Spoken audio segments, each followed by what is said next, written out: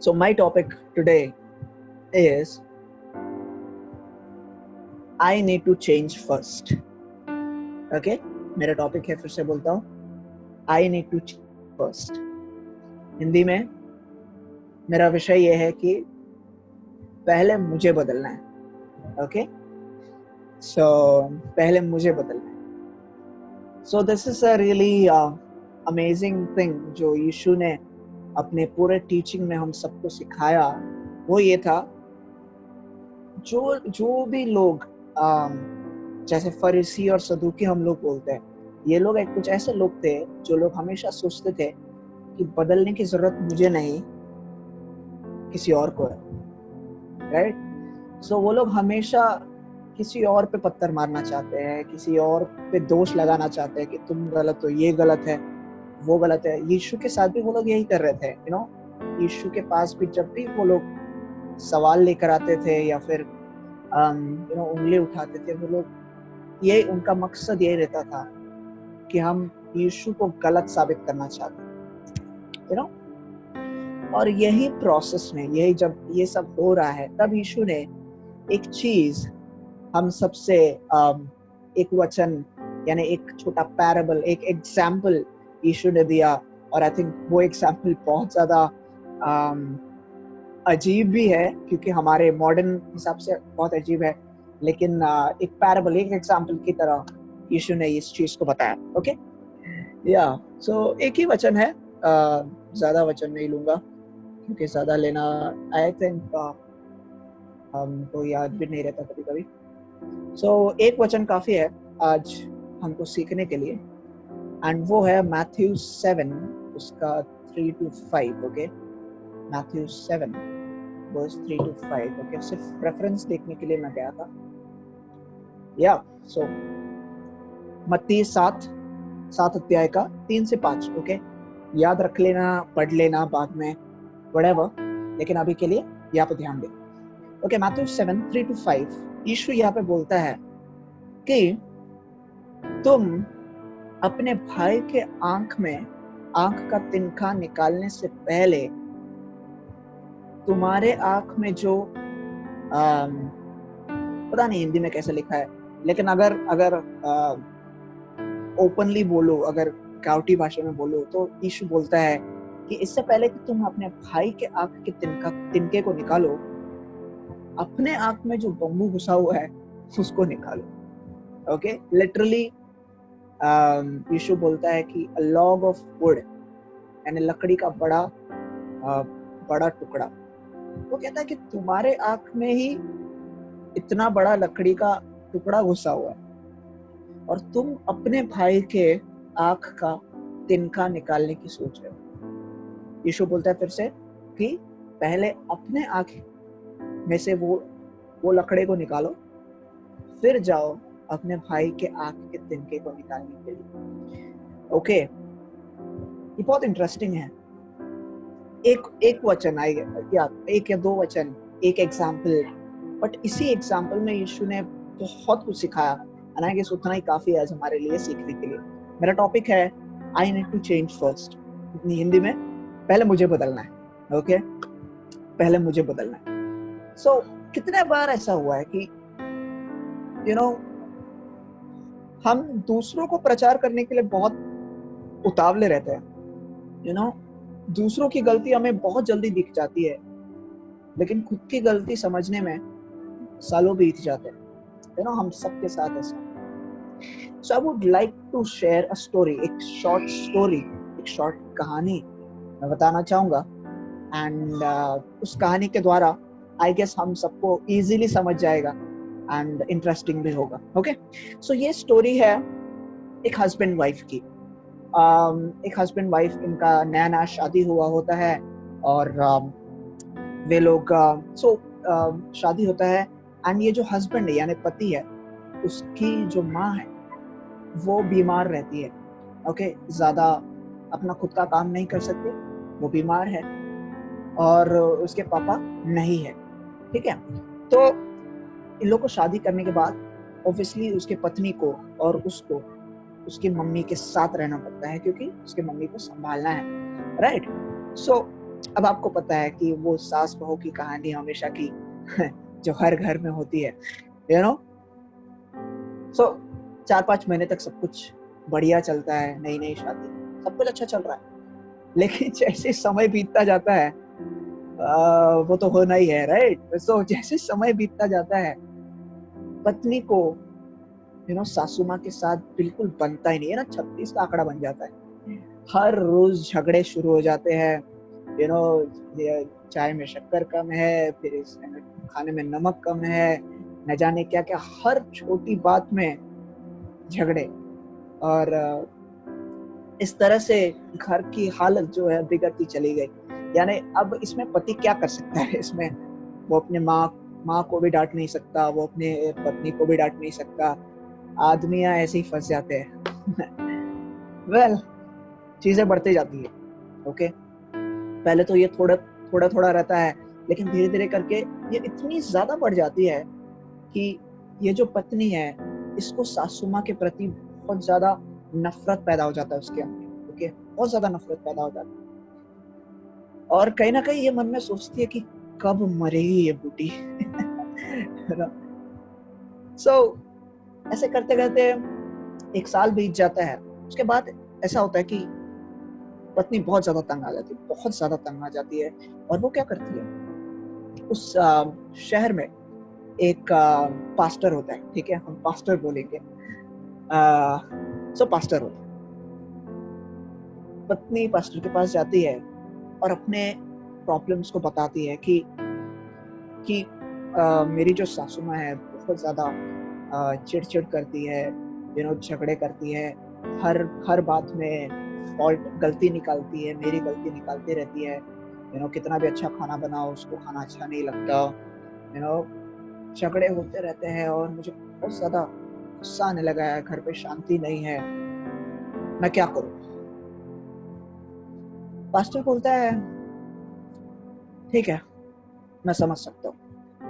अब ये पास्टर क्या करता है, बोलता है कि मुझे ऐसा दिख रहा है कि तुम्हारे अंदर अपने पत्नी के लिए बहुत ज्यादा नफरत है, अपने सासू माँ के लिए बहुत ज्यादा नफरत है। तो बोलती है हाँ, अब कर क्या सकती हूँ, अगर वो इतना ज्यादा मुझ पे बार बार हर बात के लिए झगड़ा कर रही है, घर में शांति नहीं है यार, क्या कर सकती हूँ, नफरत हो चुका है। ऐसे बोलते बोलते पत्नी आखिर में बोल देती है कि सासू माँ मर जाएगी तो भी मुझे चलेगा, ऐसा बोल देती है। और पास्टर ध्यान से सुनता है, ओके इसने ये बोला। और आप यकीन नहीं मानोगे ये पास्टर क्या करता। पास्टर बोलता है ठीक है, इस चीज का मेरे पास इलाज है।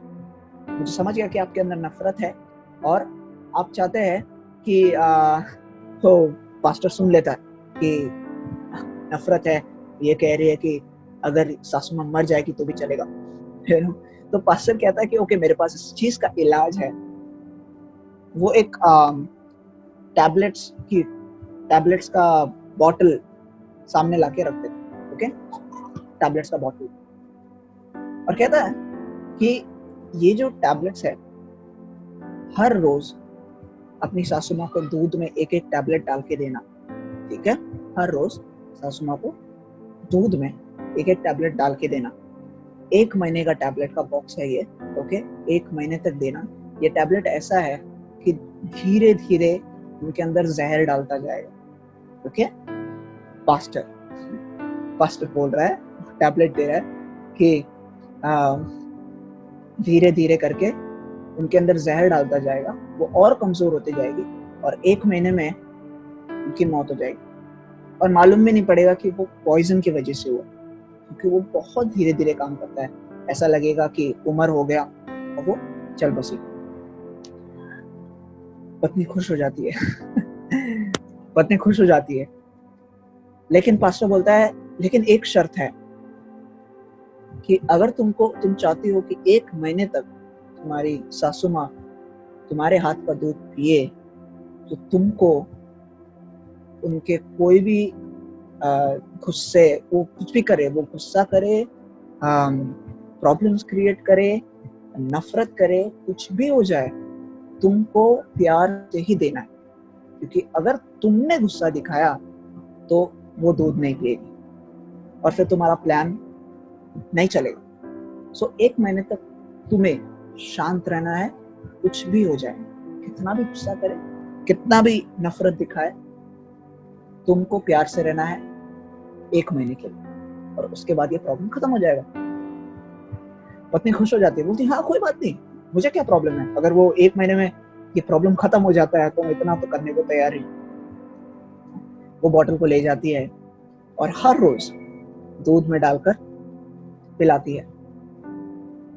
और देखते देखते 1 महीना गुजरता है। 1 महीना गुजरता है, वो बिल्कुल ज्यादा बात नहीं करती है, बहुत अच्छे से रहती है, दिखाती है कि सब कुछ अच्छा है, प्यार से रहती है और दूध पिलाती रहती है, इस उम्मीद में कि 1 महीने में वो खत्म हो जाएगी। 1 महीना वो हो जाता है, सोचती है शायद अब हो जाएगा, करते करते 1.5 महीना हो जाता है, कुछ होता नहीं। 2 महीना हो जाता है, कुछ होता नहीं है। अब इसको कुछ गड़बड़ लगता है, वो फिर जाती है पास्टर के पास, कहती है कि आपने 1 महीना बोला था, अब तक कुछ नहीं हुआ। पास्टर उसको सवाल करता है, 2 महीने हो गए, 2 महीने में कितने बार झगड़े हुए? एक भी बार नहीं। पास्टर पूछता है, 2 महीने में कितने बार घर में गुस्सा हुआ या फिर अशांति का माहौल हुआ? बोलती है, नहीं, बिल्कुल नहीं, ऐसा तो कुछ हुआ नहीं। तो पास्टर बोलते हैं कि वो जो बॉटल मैंने दिया था वो जहर नहीं था, वो नॉर्मल टैबलेट था जिससे उनको और ताकत मिलेगी। बोलते ऐसा क्यों किया? बोलते लेकिन प्रॉब्लम तो सॉल्व हो गया ना, अब झगड़े नहीं है, अब प्रॉब्लम्स नहीं, अब कुछ नहीं है। मतलब प्रॉब्लम था किधर? प्रॉब्लम सासू माँ में था या खुद में? तब उसको रियलाइज हुआ कि शायद प्रॉब्लम सासू माँ में नहीं, मेरी बातों में। सो कितने बार ऐसा होता है हमारे साथ कि हम हमेशा सोचते हैं कि सामने वाली की ही गलती है, सामने वाला ही मुझे समझता नहीं, सामने वाला ही मुझसे बात नहीं करता, या फिर सामने वाले को ही बात करने की तमीज नहीं है, इसीलिए झगड़े होते हैं। लेकिन कितने बार ऐसा होता है कि हम अपनी गलती को समझ ही नहीं पाते। यीशु यही बताना चाहता है। कई बार हम विश्वासी ऐसे हो जाते हैं, हम सोचते हैं कि मैं तो हमेशा बाइबल पढ़ता हूँ, मैं तो हमेशा प्रेयर करता हूँ, मैं यूथ लीडर हूँ, ऐसे सब हम बात कर सकते हैं, हम सोच सकते हैं। ये सोच हमारे अंदर आ जाती है कि मेरे अंदर कोई गलती नहीं है, प्रॉब्लम उसका है, गलती उसकी है, वो ऐसा कर रहा है, या फिर उसको बात करने नहीं आता, या फिर वो झगड़ा शुरू कर रहा है, गलती उसमें है। सो कई बार ऐसा होता है, और मैंने भी रियलाइज किया कि कई बार प्रॉब्लम हमारे अंदर होता है और हम देख नहीं पाते, हम समझ ही नहीं पाते कि पहले अपने आप को जांचना चाहिए। सो यही एक चीज यीशु ने बताया कि इससे पहले कि तुम दूसरे के आंख के तिनके को निकालने जाओ, पहले अपने आंख में जो है उसको सही करो।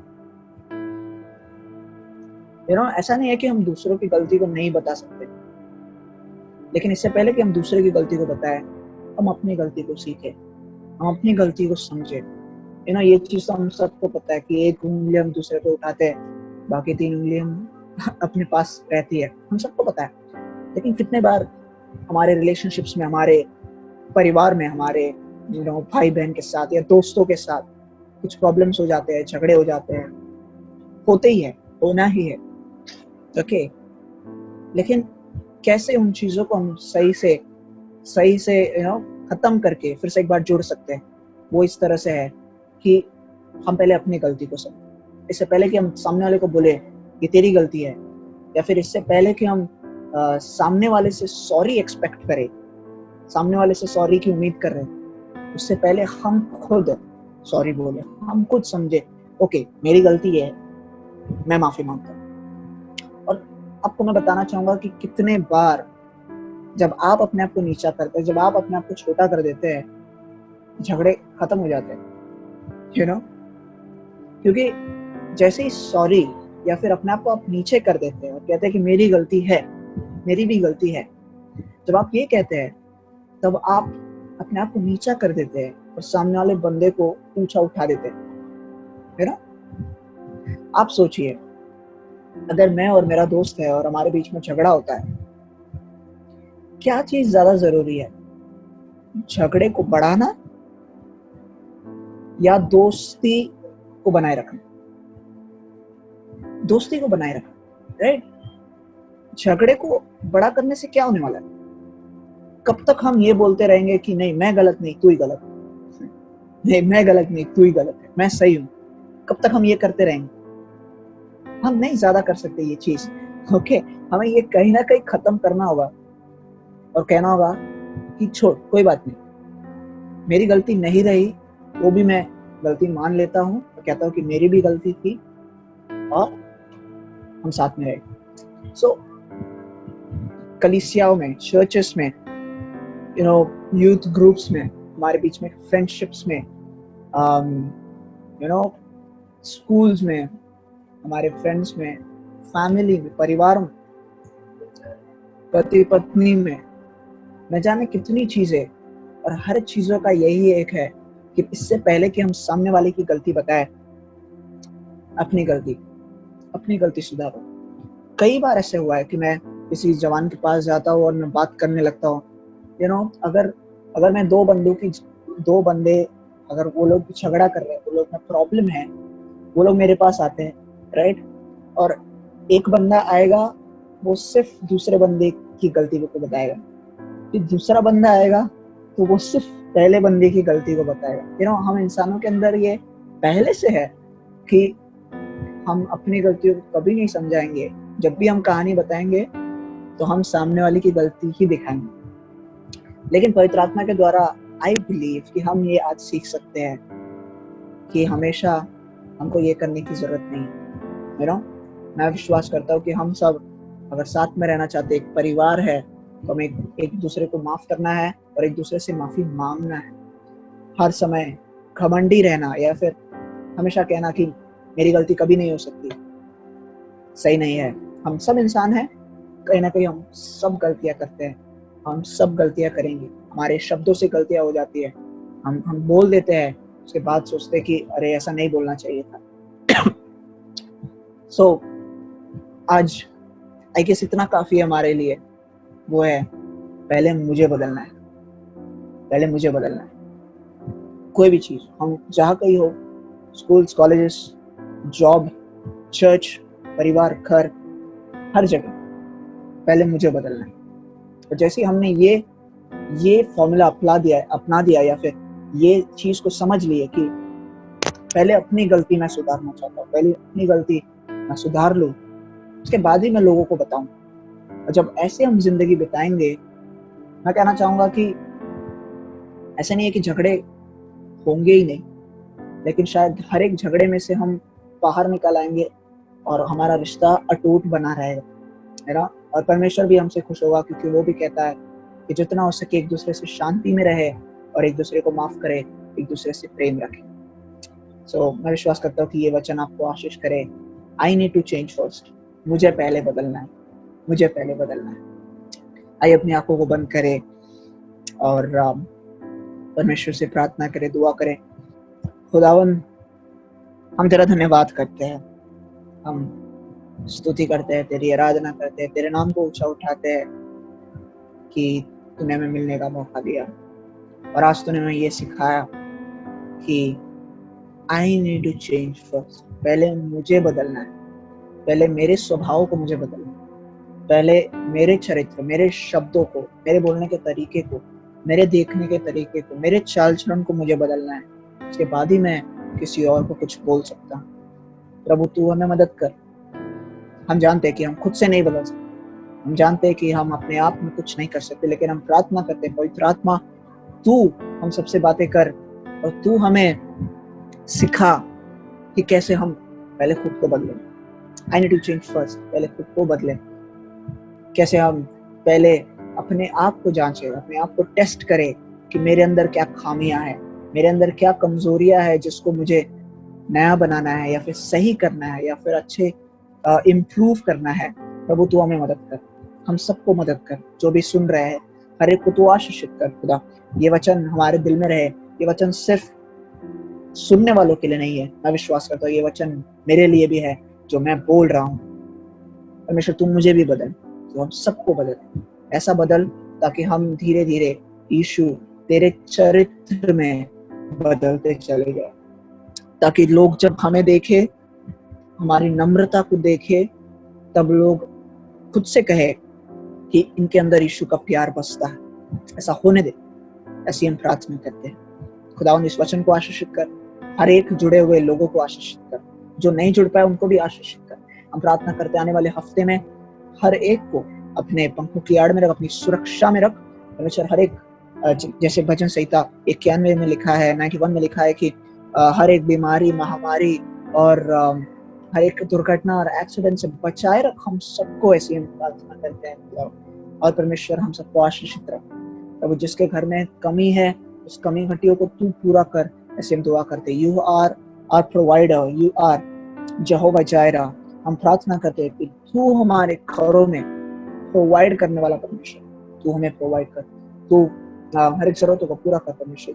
जो घर है, जो परिवार है जहाँ पर जिनके पास खाना नहीं है, जिनके पास बेसिक नेसेसिटीज नहीं है, हम प्रार्थना करते हैं किसी ना किसी तरीके से तू उनको मदद कर खुदा। और हमारी कलीसिया की भी प्रार्थना करते हैं, जितने भी लोग हैं हर एक परिवारों को, हर एक विश्वासियों को तेरे हाथ में सौंपते हैं, तू उनको बचाए रख, सुरक्षित रख, आशीषित रख, ऐसे हम दुआ करते हैं। धन्यवाद सारी बातों के लिए।